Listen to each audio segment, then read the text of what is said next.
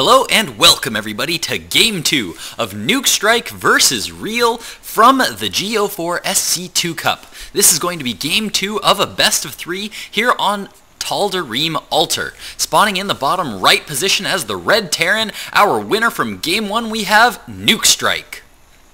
His opponent spawning in the bottom left position as the orange Protoss, playing from Team Vitriolic we have ReaL. Now in Game 1, nukestrike was able to win with a pretty much standard early 1-1-1, a little bit of aggression with a 3 Hellion drop and a bit of a Marine push at the front, followed by a slightly larger 2 barracks siege tank Banshee push. Was able to do a lot of economic damage to ReaL, and ReaL was just not all that able to keep up. So nukestrike was able to take Game 1. But here in Game 2 on Tal'Darim Altar, how is ReaL going to handle this? Is he going to come back and push this to a Game 3, or will he lose to nukestrike in a 2-0 shutout? We will have to find out. Now, I want to take this brief lull in gameplay to just mention that I am going to be casting a tournament live. I was trying to find the web address that you guys can actually go to watch the live stream, but if you guys are at all interested in watching me cast a small tournament live, I'm going to be casting a tournament between Team Air and UC Irvine's collegiate team. So, if you guys are at all interested in watching that, follow me on Twitter at twitter.com/GLiTCHStarCraft, and I'll be posting all the links there right before I do it, and that is going to happen on Wednesday at 6 p.m. Pacific time. Wednesday, 6 p.m. Pacific time, casting live somewhere on Twitch TV. I'll tweet it out before I start streaming, so if you care at all to see me doing some live casting, maybe doing some live on-air screw-ups. It does happen from time to time when I have to cast live, because with these YouTube VODs, I kind of just download the replay, and if I screw up or I hate my cast, I go, I'm just going to start over and do it again. If I just say something completely stupid and wrong, I can just go back and just redo that whole cast and just don't say that stupid thing. It's almost like having a magical time machine where I can still recycle the same jokes, and hopefully they're as funny as they were the first time, but I get to fix all my little mistakes. So, if you guys are interested in seeing me live, that's exactly why you guys should come see me live, by the way. Yeah, just come, because I'm going to be just screwing up all the time, and you guys all just want to hear me screw up, because that's what most of you love to hear about my casts, right? No. Alright, maybe not. Maybe that's not the best reason to sell my sell my casting for live tournaments. Gonna have to think about that whole publicity thing. Now, I should be jumping into this StarCraft game more importantly, because we do have some interesting things going on here in Game 2. Looks like nukestrike has decided to go for a very fast command center after only 1 barracks. Now following it up with a 2nd barracks and taking double gas right now at his main. No gas has been mining up until this point in time in the base of ReaL. We do see that the assimilator went down, and it looks like he's going to be going for a very similar opening as he did in Game 1. As he's now sending that probe out to throw down that expansion Nexus, which has now been started. Looks like nukestrike is going to be quite a bit ahead of ReaL's Nexus, so he's going to be in a very good spot here. Ooh, the SCV does get taken out before getting a good scout off into the base of ReaL, so he has no idea where ReaL is. He did scout the other expansion, so he knows where ReaL is, but now he just has no idea as to whether his opponent is expanding. Could be coming with some kind of big early aggression. The bunker is now down at the front, and ReaL is just going to be poking in here with this first stalker. This is something I like from defensive players. Players that want to play a little bit more macro-oriented and play a little bit more defensively, I like getting this early stalker against Terran, because it means you can get some good scouting information on them. It means that you can utilize the high mobility of this stalker to get out, start picking off these SCVs to deny scouting information, and really start to scout your opponent's front. And now what ReaL did see here, I don't know if he actually saw the command center. No, he couldn't actually see the command center. What he saw was the bunker. So right now what he's going to be banking on is the assumption that because this bunker is here, nukestrike is playing defensively. That's kind of what ReaL knows right now. He kind of knows that his opponent is playing defensively, and if he's playing defensively, he's not going to be super aggressive.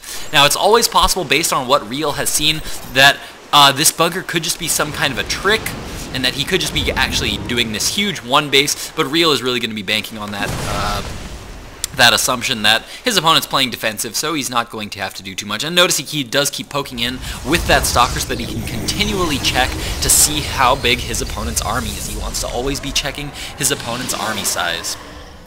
We do see, looks like 3-gate and Robo is currently up for ReaL. First Observer going to be out very shortly just because he wants to get that good scout off. He does have a couple of units that he is rallying here to the Xel'Naga Watchtower, so in case there's anything that tries to go around this Stalker somehow, he's got a better chance of seeing it on the way. Very shortly, this Observer is going to be out as well. Robotics Bay coming down right now for ReaL as well. This is going to be super fast Colossi. Super fast Colossi from ReaL. Notice he's not even fully saturated at his natural yet, nowhere near saturated, still only not even 8 harvesters there yet mining minerals, but does have the double gas and he's collecting a lot of gas right now. Currently has a total of 4 gas geysers up and running, going to need it if he's really going to be pumping out lots of Colossi early on. We do see an Immortal is on the way. Notice not a lot of gateway units for ReaL right now, going very light on gateway units because he's trying to go for more tech-based play. So what is the big thing that he's going to be weak against is lots and lots of early aggression. So what does he need to do? He needs to be scouting constantly. If you're going to go for a lot of this tech and you're going to go for a super skimpy army, if you're going for econ and tech, then you can't be, you cannot let him have map control. If he has map control, you're not going to know when the pushes are coming. You're not going to know when you need to produce units when you're being defensive. Now, with this early Stalker out there, he did see that this big push is coming from nukestrike. And notice nukestrike went for some tech of his own. Ghosts are now in the mix. Currently in the base of nukestrike, we have 1 reactor barracks and 2 reactor barracks. The Ghost Academy is up. No Ghost Cloak has been researched yet, and it looks like there is going to be a big push here at the front from nukestrike, and that is going to be a very scary looking army. ReaL needs to really start warping in some units here, maybe even start spending some Chrono Boost on getting out this Colossus and more Warp Gate units, as he does not have a whole lot here. He's going to be really relying on good force fields here if he's going to want to win this fight. Oh no, beautiful EMP is going down here by nukestrike. Brilliant move using the scan up onto the high ground, but nukestrike now moving in here, got a couple of sentries with that, and now the force fields have been drastically reduced here for ReaL. ReaL was really should have been looking to force field out this army for as long as possible, but now the first Colossi is now out on the field, and nukestrike is now on the retreat right now, as he does not want to have to deal with that Colossi, because that Colossi is going to rip through every single one of those Marines that he has. Now going to try to get up on the high ground, try to see if he can't pick off a unit, gets a Stalker there, and he's going to continue to press forward, but this Colossi does not have range yet, so he has to be very careful about how it is controlled. Not a whole lot of gateway units here, and now that his zealots are down, he's going to need to pull back. Looks like he's going to lose another sentry there. That is a very high gas unit that is going to be very sorry to lose. And now in the base of nukestrike, we do see the factory and starport going up as well. Reactor going up on this factory, interestingly enough. I think that is just going to be used most likely to swap to that starport so that he can start to double produce those medevacs, as he is going very heavy bio forces right now. In the base of ReaL, a second Colossus is now up right now.